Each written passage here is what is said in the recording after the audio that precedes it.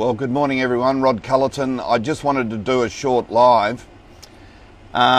First of all, I just want everyone to take note of what's happening in America, because that's exactly what I've been saying. We need a constitutional audit in this country, and I understand the Prime Minister, or the pretending Prime Minister, Albanese, has got off the phone this morning with the President of the United States. That's going to be very interesting, because it appears that tariffs are now going to be put on Australian exports, and I do believe the pressure will come on for Australia, and that is to come back under our founding law, and that is under our constitution that was gifted to us at Federation, that runs this whole nation, and it's our title deeds, and that's exactly what I have been saying. There has been a subversion of our rights through our law, and we need to get this whole country back into jurisdiction.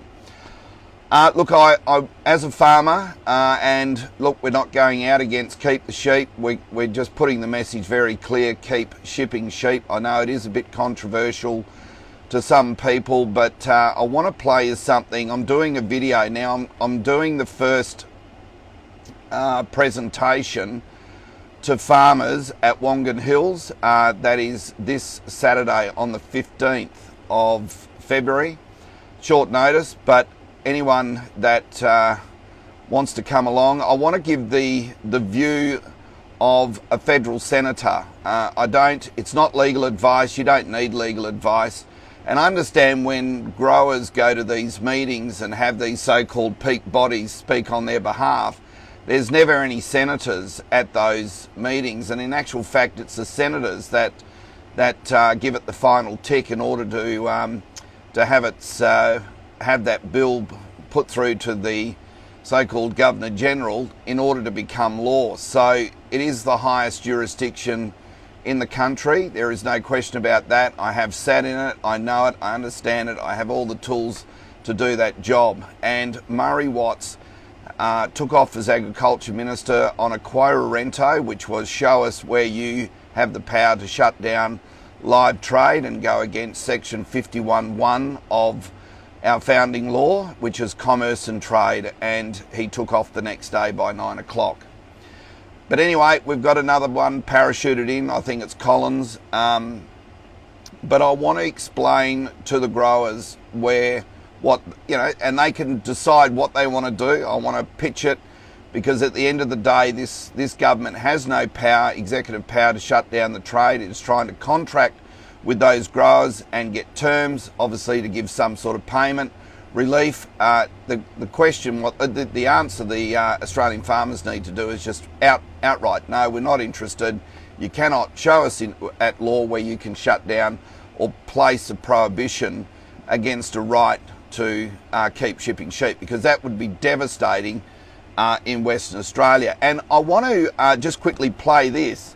I'm putting a short video together. So getting back to where I am, it's in Wongan Hills, it's in Auckland Street, and it's at the McCarty Centre. Hang on, let me have a look.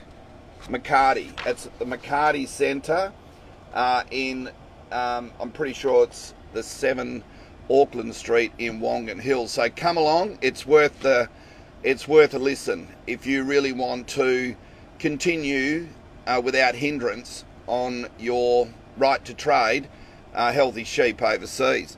But I want to put this one to you. Listen to this fellow. Now, this is Albanese. More needs to be done to prevent future incidents of animal cruelty. Well, interesting that, because I want people to go on and have a look on the internet. There's not much to it, but Google the flock reduction scheme. Labor, Albanese's government, through I think it was John Kerrin, the Agriculture Minister at the time, put a mandate out to murder, I'm putting this on the public record, murder up to 20 million sheep.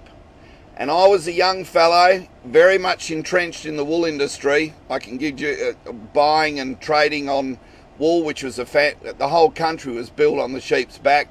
And with what we do with it, we're producers of the most finest wool and coarse wool in the country, in the world, sorry.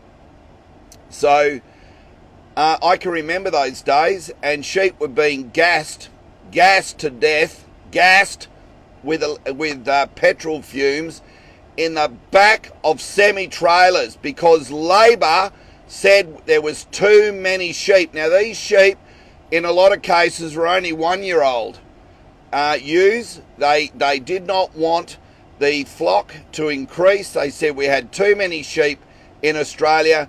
Labor mandated the murder of up to 20 million sheep. And he has the audacity to turn around and says there's cruelty on the live sheep export. Absolute nonsense. So 20 million sheep Labor sent to their death. And I can tell you, there was, honestly, the trucks looked like water carts. There was that much body fluid coming out of the back of the tailgate.